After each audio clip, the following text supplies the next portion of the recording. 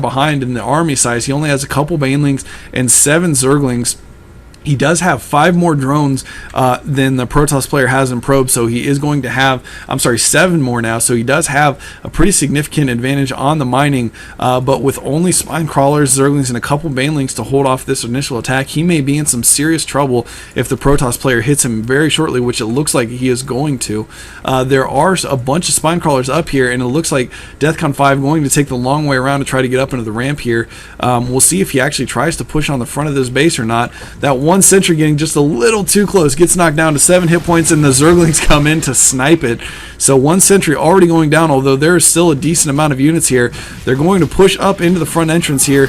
Oh, and a lot of the zerglings get trapped outside of the zerg player's base, so they're going to get fired down by these zealots and sentries and stalkers very quickly. One zealot very low on health already, and there are a decent amount of units here from the Protoss player. He is going to hold off on pushing up, though, because of course with the 4 spine crawlers and the amount of zerglings and banelings up there now, this is going to be a somewhat difficult entrance to break, although there are more reinforcements streaming across the map right now, sticking with the zealot stalker sentry combo. And if we look back in his base, he has 3 warp gates ready to go right now, and it looks like he is chrono boosting the cooldown time between those warp gates, and he is actually going to be getting out of Forge. I would imagine he's going to take this natural expansion here somewhat quickly.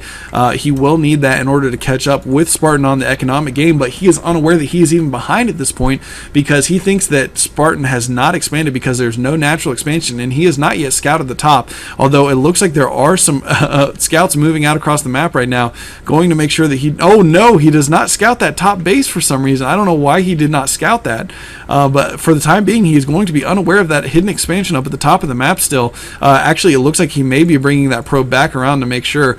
I'm not sure exactly what he's trying to do here. He's got that probe moving around to a lot of different places, but he has not yet scouted the hidden expansion, although it looks like he is going to move up here and see that hidden expansion. So I would actually expect the Protoss player DEFCON 5 to move his entire army out across this map to this relatively undefended expansion here, and as you can see, they are on the move right now. Not sure exactly where they're going just yet, but we'll have to see exactly what he tries to do here.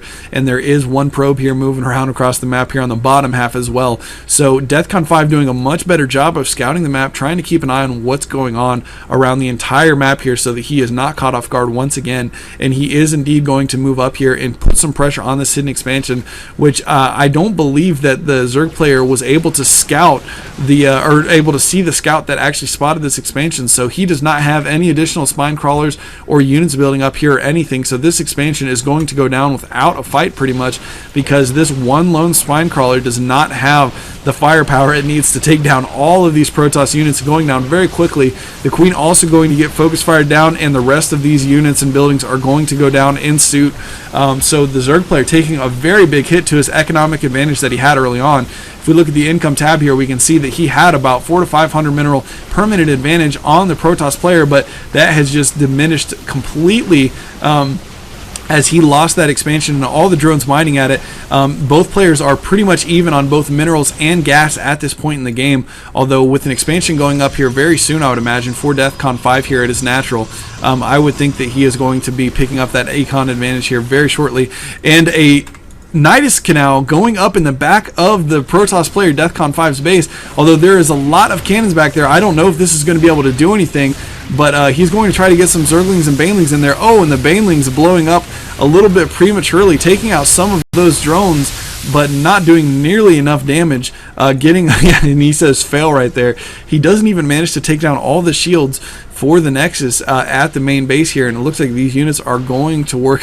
I was expecting Mutas, but that works too, which is why he had all these cannons up in his base, and of course a very heavily ranged army with all of these stalkers and sentries. But of course those cannons were able to hold off that Zergling Baneling combo very easily, and it looks like a lot of spine crawlers for Spartan here still at the entrance to his base, and he is starting to bring some Hydralisks out as well.